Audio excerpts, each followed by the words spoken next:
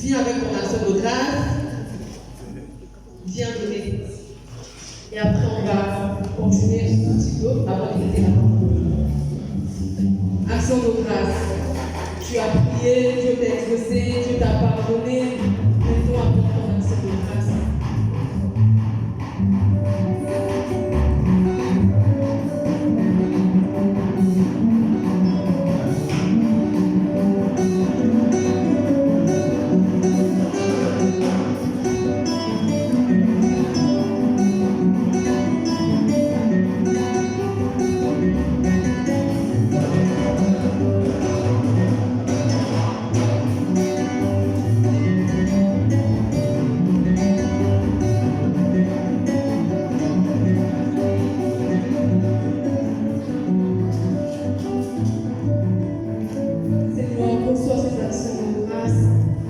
De montrer encore notre reconnaissance envers toi.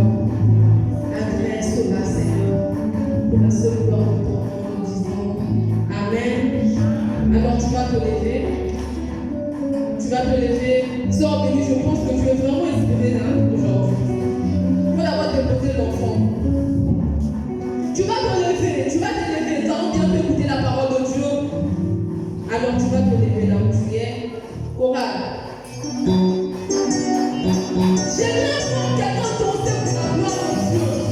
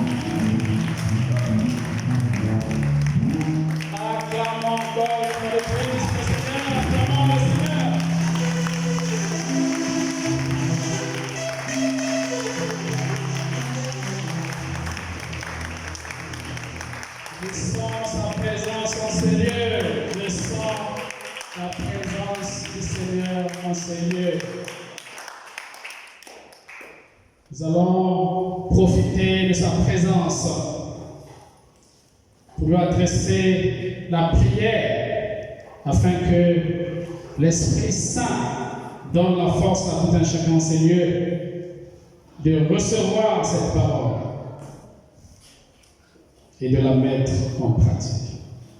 C'est pourquoi chacun va prier pour soi, demander l'éclaircissement du Saint-Esprit afin que la parole qu'il a prévue aujourd'hui puisse avoir une place dans ton cœur. Prions. Merci Seigneur pour ce moment d'opportunité, pour ta présence en ces lieux, Seigneur. Nous voulons que cette parole, Père, trouve une place de marque dans notre cœur, afin que Seigneur, ta parole puisse nous diriger, qu'elle nous conduise, ô Père, sur le bon chemin, et cela puisse nous aider à accéder à ton royaume le jour que tu viendras. Nous voulons, Père, que cette parole nous édifie davantage, que ça puisse briser tout ce qui a été endurci en ce sens, que cette parole, mon Dieu, mon roi, vienne élucider, ça vient éclaircir, ça vient donner des objets, des réponses dans les endroits qui étaient confus. Merci Seigneur pour ta présence. J'aimerais, ô Père, que je puisse être un simple instrument, que tu puisses m'utiliser avec toute la grâce et tout ton amour.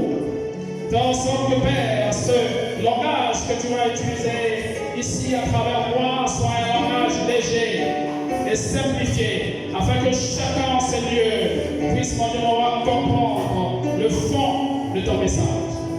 C'est pourquoi, Père, nous te sommes infiniment reconnaissants et nous voulons encore t'acclamer une fois de plus. Nous voulons t'acclamer encore.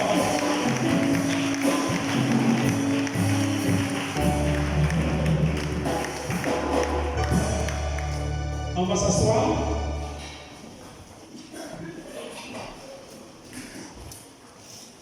Ce matin,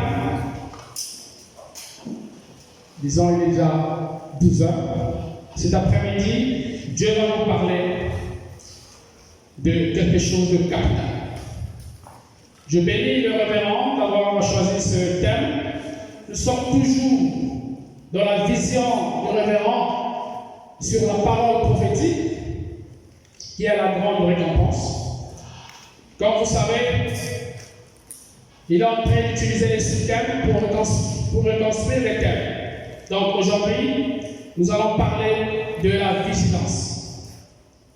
Dis à ton frère, sœur qui est à côté, vigilance. Vigilance. Vigilance. Vigilance. Nous allons lire la parole de Dieu. On peut se mettre debout pour le respect de la parole. Nous allons lire la parole de Dieu dans Matthieu 24, 36 à 51. C'est un peu long, mais prêtez attention. C'est aussi ça, la vigilance. Lisons dans Matthieu 24, 36. Seigneur, quant au jour et à l'heure, personne ne les connaît, pas même les anges du ciel, ni même le Fils. Mon Père seul les connaît. Ce qui est arrivé à l'époque de Noé arrivera de même au retour du Fils de l'homme. En effet, dans les jours précédents, le déluge, les hommes mangeaient et buvaient, se mariaient et mariaient leurs enfants jusqu'au jour où Noé est entré dans l'arche. Ils ne se sont doutés de rien jusqu'à ce que le déluge vienne et les emporte tous. Il en ira de même au retour du Fils de l'homme. Alors 2 hommes seront dans un champ, l'un sera pris et l'autre laissé. 2 femmes monteront à la mort, l'une sera prise et l'autre laissée. Restez donc vigilants, puisque vous ignorez à quel moment votre Seigneur viendra. Vous le savez bien, si le maître de la maison savait à quelle heure de la nuit le voleur doit venir, il resterait éveillé et ne laisserait pas percer les murs de sa maison. C'est pourquoi vous aussi tenez-vous prêts, car le Fils de l'homme viendra à l'heure où vous n'y penserez pas. Quel est donc le serviteur fidèle et prudent que son maître a établi responsable des gens dans sa maison pour leur donner la nourriture en temps voulu? Heureux le serviteur que son maître, à son arrivée, trouvera occupé à son travail. Je vous le dis en vérité, il l'établira responsable de tous ses biens. Mais si c'est un mauvais serviteur qui se dit en lui-même, mon maître tarde à venir, s'il se met à battre ses compagnons, s'il mange et boit avec les ivrognes, le maître de ce serviteur viendra le jour où il ne s'attend pas et à l'heure qu'il ne connaît pas. Il le punira sévèrement et lui fera partager le sort des hypocrites. C'est là qu'il y a des pleurs et des grincements de dents. Amen. On peut s'asseoir. Comme je disais, nous allons parler de la grande récompense qui nous exige la vigilance. Le thème d'aujourd'hui, c'est la grande récompense nous exige la vigilance. Nous venons de lire un long passage qui nous montre comment est-ce que les enfants de Dieu peuvent être surpris quand ils ne sont pas vigilants. Je souhaiterais que ce message soit très simple afin que chacun comprenne que Dieu veut juste que nous puissions être vigilants, afin que nous puissions bénéficier de la grande récompense qui nous est promise.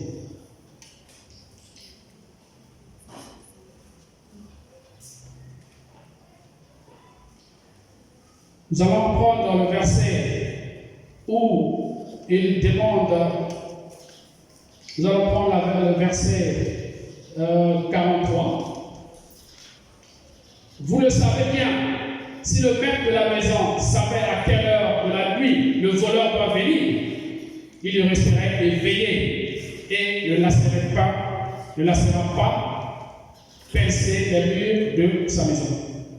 Ici, Dieu nous donne ce passage pour nous faire montrer comment que la vigilance peut nous faire éviter beaucoup de mal. Comme je disais, je vais aller beaucoup plus simple. Ici, nous voyons bien que lorsque tu es chez toi à la maison, si tu es vigilant, le voleur ne viendra pas. Mais si tu n'es pas vigilant, eh bien, tu vas être surpris. Cette vigilance ici, si vous voyez ici, Dieu nous a donné l'exemple de Noé. Il nous parle d'une vigilance extrême parce que Dieu veut que nous puissions hériter quelque chose. Et dans notre contexte aujourd'hui, c'est la grande récompense.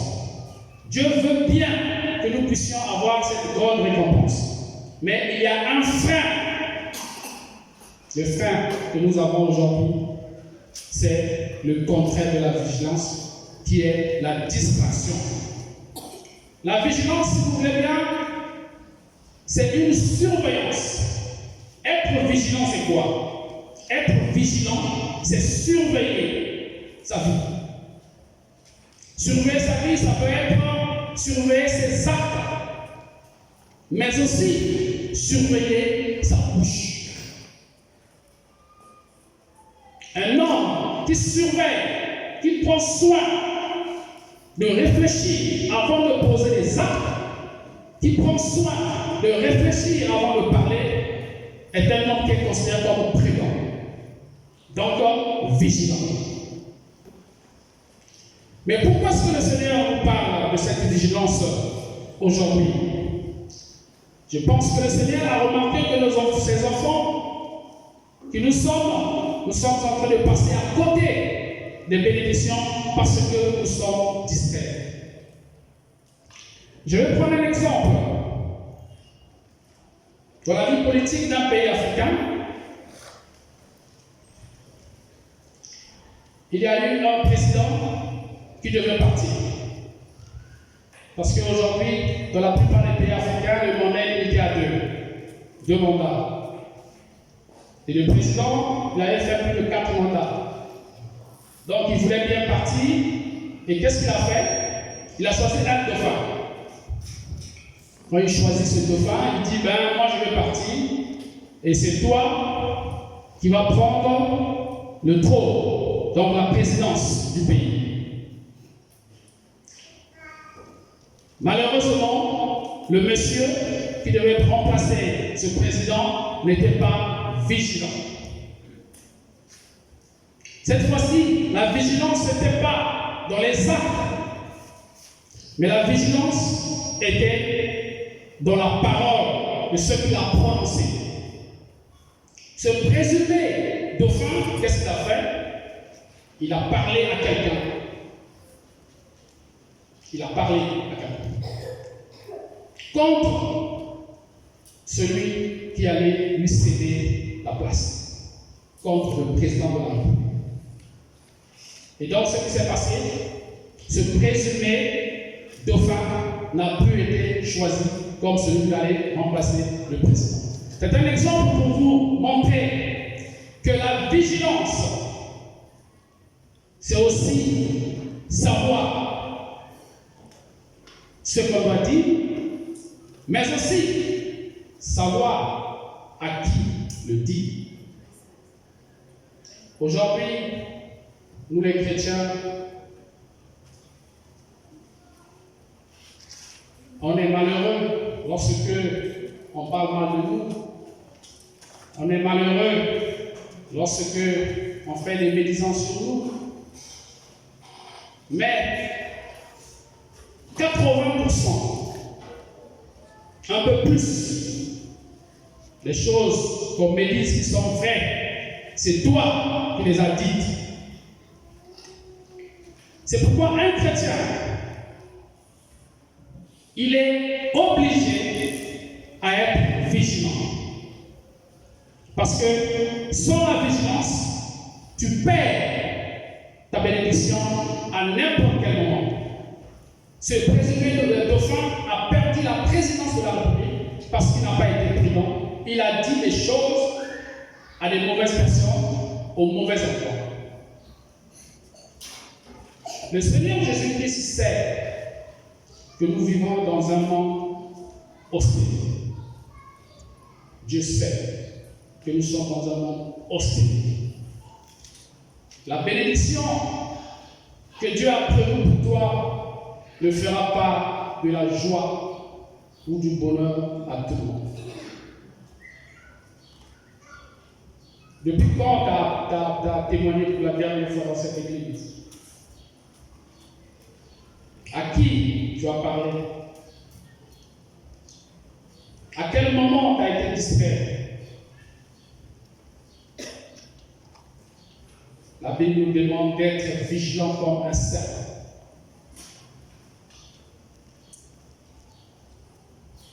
Nous voulons faire aujourd'hui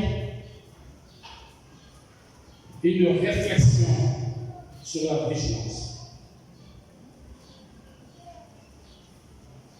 Qu'est-ce que tu as dit? À qui tu as dit? La bénédiction était proche. Tu étais à la porte de la bénédiction. Mais tu as été distrait. C'est pourquoi aujourd'hui le Seigneur, à travers le révérend, nous donne ce thème. Juste pour éveiller notre conscience. Pour nous rappeler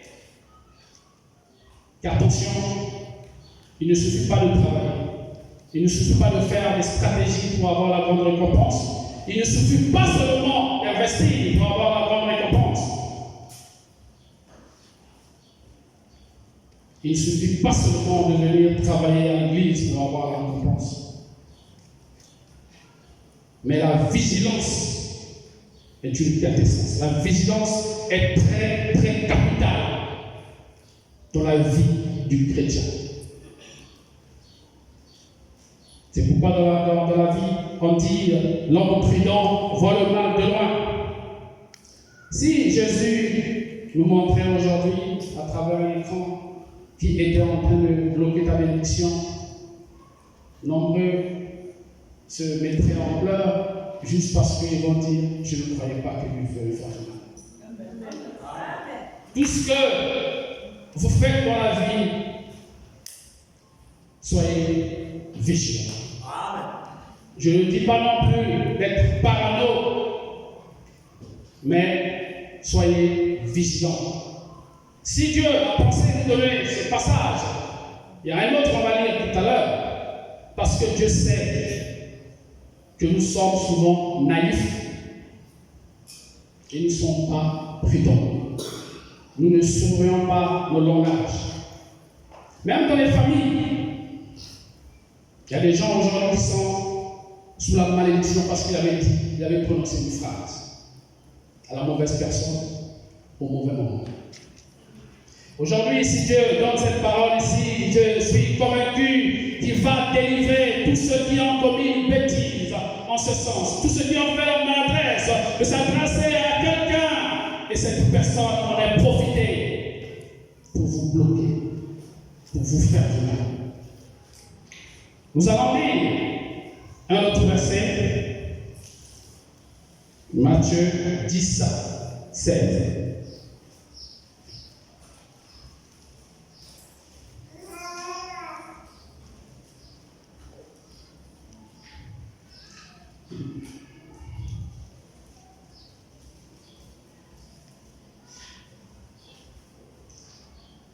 Lisons la parole dans Matthieu 10, 16. Voici que je vous envoie comme des brebis au milieu des loups. Soyez donc prudents comme les serpents et purs comme les colombes. Amen. Amen. Vous voyez bien, j'aime bien ce verset, parce qu'apparemment c'est parmi l'un des rares où on parle du bien, là où on parle le bien du serpent, parmi l'un des rares. C'est pourquoi j'aime bien ce verset, parce que ici, Dieu nous demande d'être prudents, d'être vigilants, comme les serpents. Il y a 3 ans, je partais au cimetière. C'était le 1er novembre. Je roulais à travers les allées des cimetières. Je roulais un peu vite. Et voici, devant moi, il y avait un serpent. Le serpent était en train de ramper. Le serpent arrivait au milieu de la voie. J'étais peut-être à 4 ou 6 mètres. Le serpent, c'est le jour-là que j'ai su que le serpent sort. Le serpent sort. Le serpent ne fait pas que ramper. Le serpent sort. Le serpent s'est rendu compte que là où il était, et le bruit de véhicule, je marcherai sur le serpent. Qu'est-ce qu'il a fait? Il a sauté. Pourquoi je vous dis ça? C'est pour que nous puissions comprendre qu'aujourd'hui, même si nous avons été pas prudents, nous n'avons pas été vigilants, on peut se rattraper avec la puissance de Dieu. Amen. Parce que la vigilance, c'est le point le plus important de vivre la bénédiction sur cette terre. Parce que là, Dieu dit qu'il nous envoie comme des brebis au milieu des loups. Donc notre Seigneur est conscient que ce monde est plein des hommes méchants. Mais il nous faut quoi? Il nous faut la vigilance. Parce que si nous sommes distraits et que nous n'arrivons pas à comprendre ce que Dieu veut de nous, nous allons nous écarter de la réalité. Si je reviens bien sur le verset Matthieu 10, 16 que nous venons de lire. Dieu se rend compte de la méchanceté du monde dans lequel nous vivons. Il avertit ses enfants pour dire soyez prudents. Aujourd'hui, lorsque j'ai lu ce cadre, je me suis dit nous devons nous préparer. Même l'enlèvement, personne ne connaît le jour que Jésus-Christ va venir. Mais ce serait pourtant une raison pour être vigilant. Si on savait, d'autres allaient commencer à prier beaucoup plus qu'on serait dans l'approche des dates. Personne ne sait, ni les anges, le jour que le Seigneur reviendra. Là, on parle de l'enlèvement. Si pour l'enlèvement, nous devons être vigilants. Combien de fois pour les bénédictions que nous avons sur terre ici? Ici, la vigilance que nous parle ce terme, c'est aussi abandonner le péché. Parce que c'est le péché qui nous distrait. La vigilance, c'est de ne pas faire le mal. La vigilance, c'est résister à la tentation. Jésus nous donne un ordre qui est la vigilance.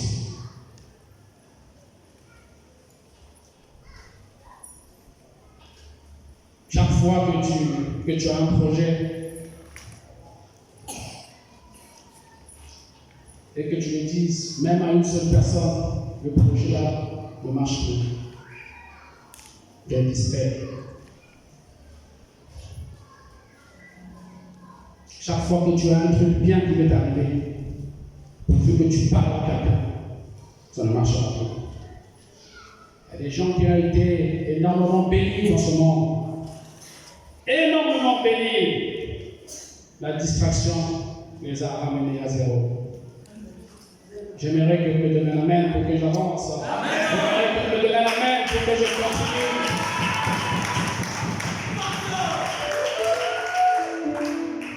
C'est très simple, la vigilance. C'est simple. Quand je disais, c'est le fait de surveiller ses actes, le fait de surveiller sa parole, mais aussi le fait d'anticiper. La vigilance, c'est aussi anticiper. Il faut anticiper. Dernièrement, quand j'ai parlé de l'œuvre de l'esprit, j'avais aussi parlé de l'anticipation. La prudence, la vigilance, c'est anticiper. Les enfants de Dieu, nous n'anticipons pas. Nous n'anticipons pas. Dieu nous demande d'être vigilants et prudents parce que nous ne savons pas quand est-ce que l'époux viendra. C'est pourquoi nous devons anticiper. Nous devons anticiper à abandonner toutes ces mauvaises choses. Nous devons anticiper d'abandonner la débauche. Nous devons anticiper d'abandonner la cupidité. Nous devons anticiper d'abandonner les mauvaises choses qui font gloire à Satan. J'aimerais insister sur la vigilance et sur à qui vous dites vos secrets. De la même manière que Dieu a donné à ses serviteurs, à ses enfants, le pouvoir de guérir, de bénir, c'est de la même manière que le diable aujourd'hui a donné le pouvoir à ses enfants. À l'époque, c'était les parents, les membres de ta famille qui pouvaient te nuire. Mais aujourd'hui, même un membre d'église peut te nuire. C'est pourquoi, frères et sœurs, les amis de la foi, soyons vigilants. Je vais me rassurer que je prononce le mot vigilant plus de 50 fois pendant ce culte. Pour que chacun prenne conscience de ce mot, qui n'est autre que surveiller sa vie. Avec qui tu bois, Ici, on dit, on nous défend de s'asseoir, manger avec les ivrognes. Avec qui tu t'assois? Avec qui tu manges? Il est temps de prendre une décision. La grande récompense, ce n'est plus une utopie. La grande récompense, elle est là. Ne pensez pas que c'est de la blague. La grande récompense est là. Mais comme je disais, il y a d'autres qui sont déjà en train de vivre la grande récompense. Mais le fait que tu n'es pas vigilant en la vivant, tu la perds. C'est comme venait de dire notre sœur Sarah, tu peux avoir le boulot, mais le diable te distrait avec la maladie.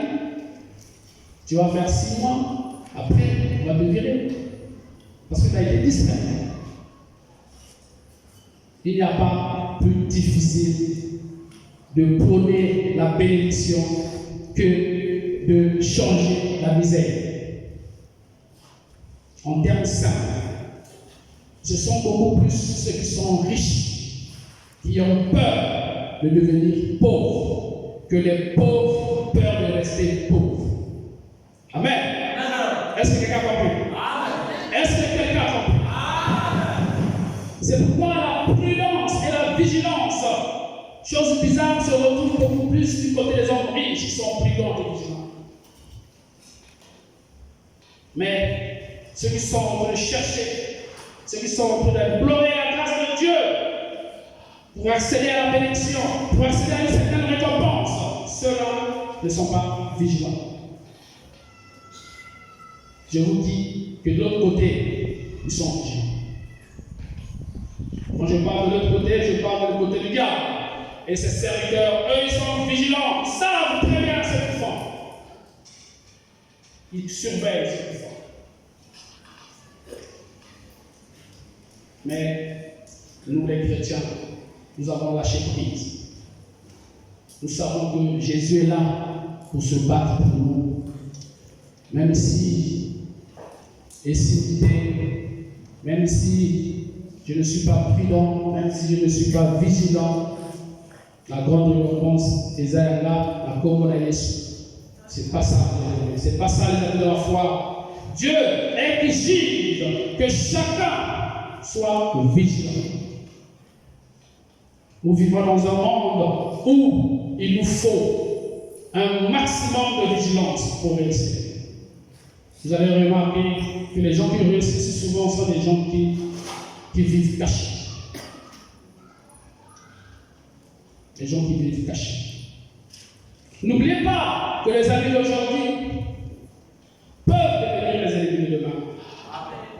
Moi, je connais quelqu'un qu'on a viré 6 mois plus tard. Il a commis un forfait.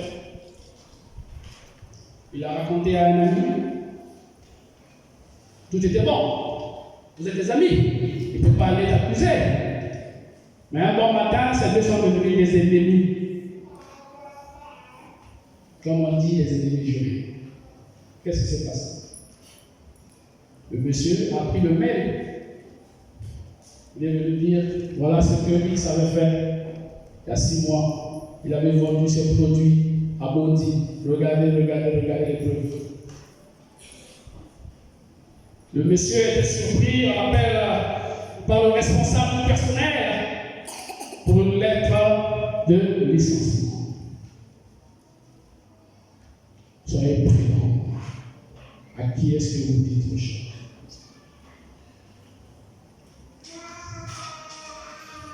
À qui est-ce que vous dites vos projets?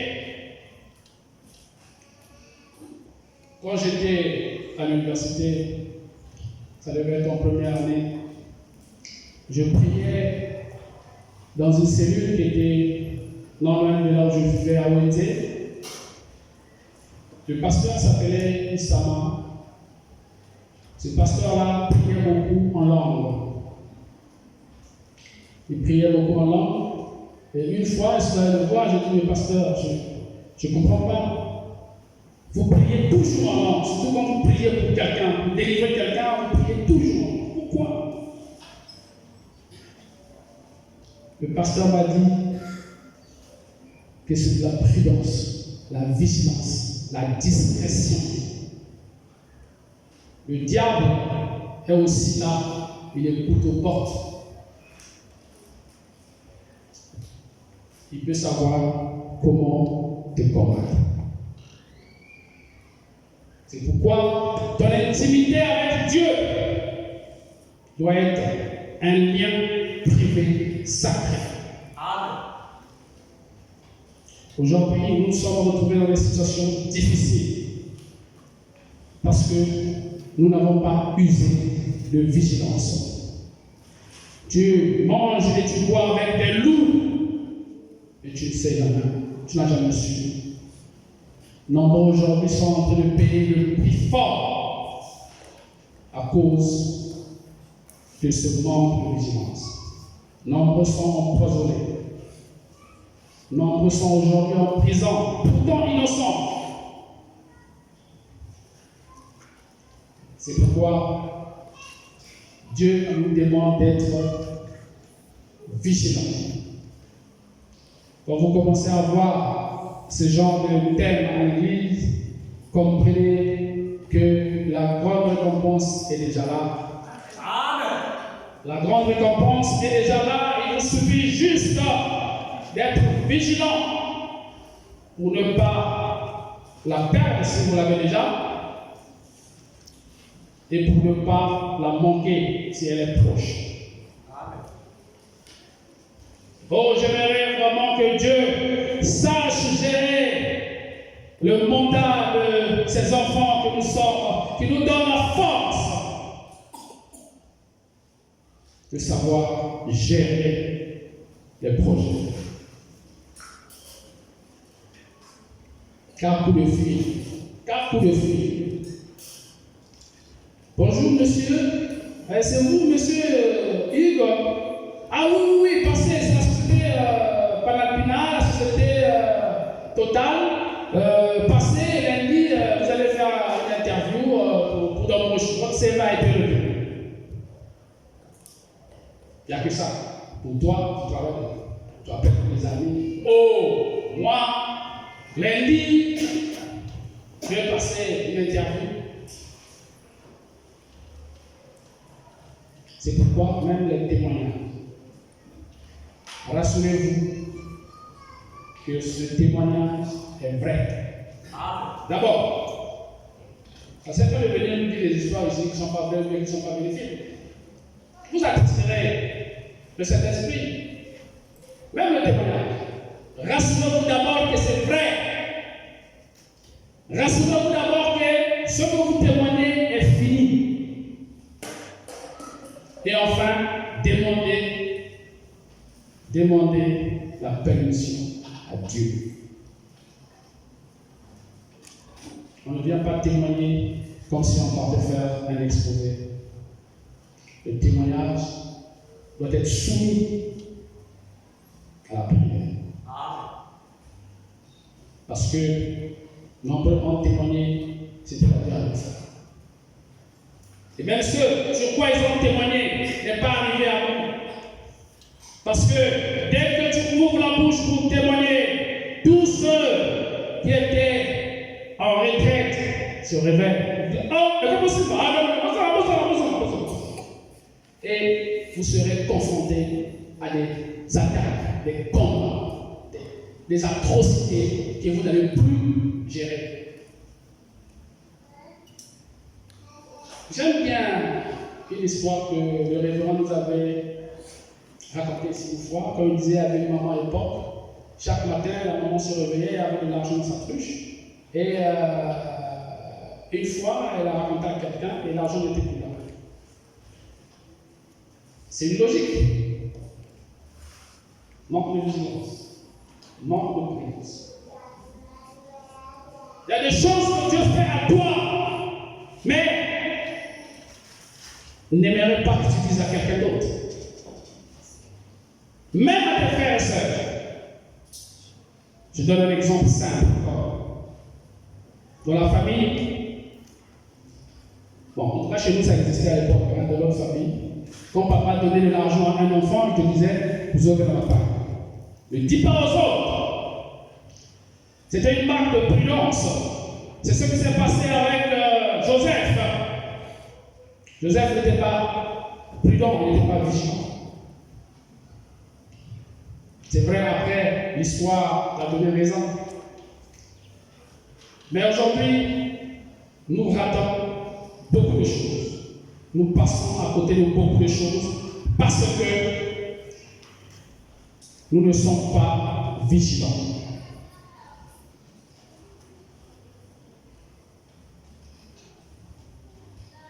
Nous allons lire un troisième passage.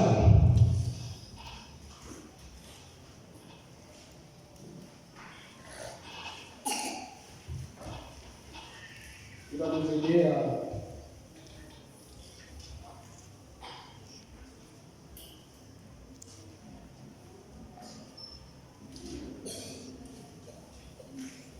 donc nous allons lire dans Galates 5, 16 à 22.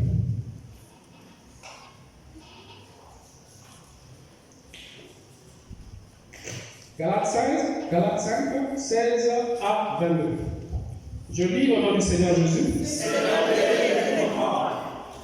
Je dis donc, marchez selon l'esprit, et vous n'accomplirez pas les désirs de la chair.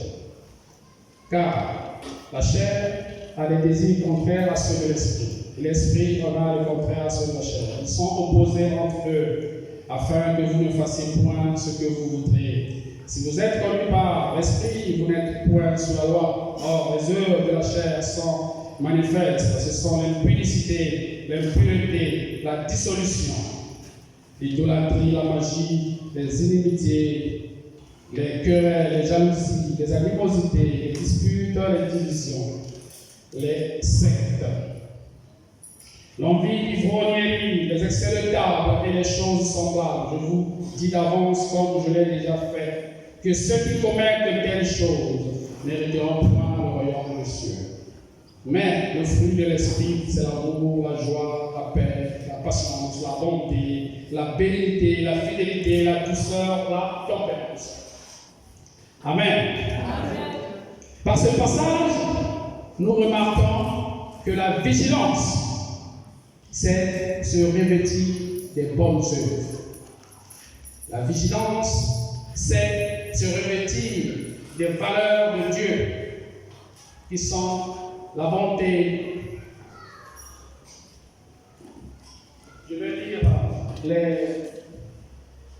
les œuvres qui prouvent qu'un homme est vigilant. Un homme est vigilant quand il a l'amour en lui,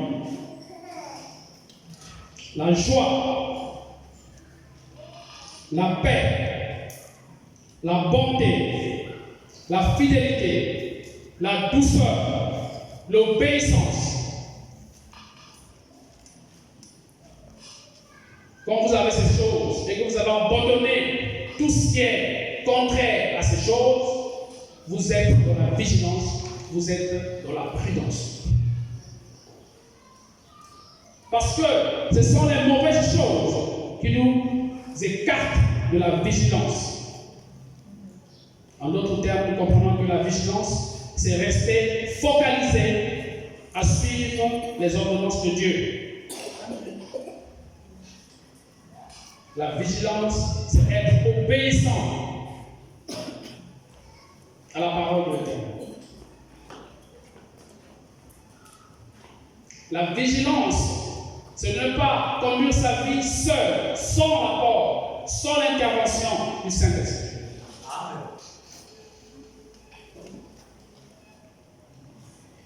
Nous voulons lire encore un dernier passage qui va nous donner encore la force pour montrer que la vigilance, ce n'est pas juste ne pas dire des choses à quelqu'un. La vigilance, ce n'est pas juste savoir à qui dire des choses. Mais la vigilance, c'est dans beaucoup de points. Nous allons essayer de lire Romains 8, 14, 19. Nous allons lire Romains 8, 14 à 19.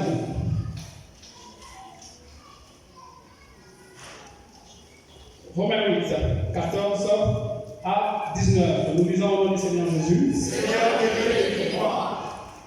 Car tous ceux qui sont conduits par l'Esprit de Dieu sont fils de Dieu.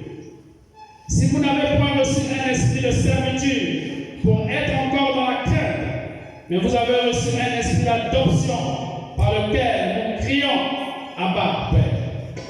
L'Esprit lui-même rend témoignage à notre esprit que nous sommes enfants de Dieu.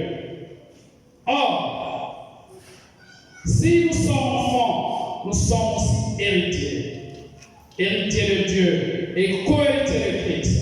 Si toutefois nous souffrons avec lui, afin d'être glorifiés avec lui. J'estime que les souffrances du temps présent ne sauraient être comparées à la gloire à venir qui sera révélée pour nous. Aussi, la création attend-elle avec un ardent désir la révélation des fils de Dieu. Nous comprenons par là que Dieu veut que nous puissions avoir cette grande récompense, mais d'être vigilants. Et cette vigilance, elle est dans beaucoup de points. Mais quand nous regardons tous les passages que nous avons vus, on nous demande simplement d'abandonner le péché si nous voulons avoir la grande récompense.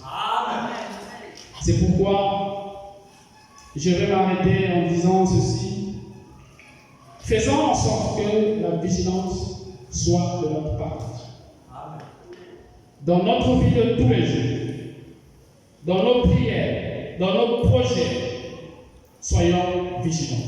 Surveillons ce que nous faisons, pas seulement seuls, mais en invitant Dieu dans tout ce que nous faisons, afin de vivre la gloire et la puissance de notre Seigneur.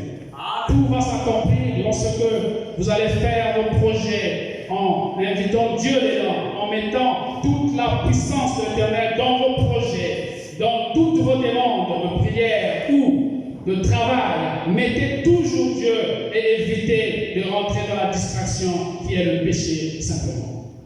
C'est pourquoi nous allons donc acclamer le Seigneur.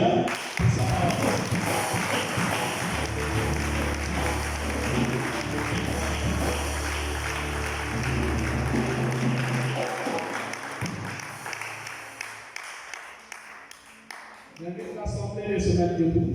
Nous allons prier. Nous allons prier pour que l'Éternel nous aide à devenir des chrétiens vigilants, des chrétiens prudents. Nous avons failli, nous avons eu à se comporter comme des insensés, nous nous sommes comportés comme des gens qui n'étaient pas avertis. Aujourd'hui, le Seigneur nous parle de la vigilance. Il veut que nous puissions prendre la vigilance en compte afin d'accomplir tout ce qu'il veut faire en nous. C'est de montrer la grande récompense. Chacun va prier en soi. Chacun va demander la force de l'Éternel, la puissance de cet esprit, afin que la distraction puisse quitter au corps, que l'Esprit Saint puisse envelopper notre esprit, afin que nous puissions vivre la grande récompense par la vigilance. Prions. Seigneur, merci pour cette révélation qui démontre que la vigilance.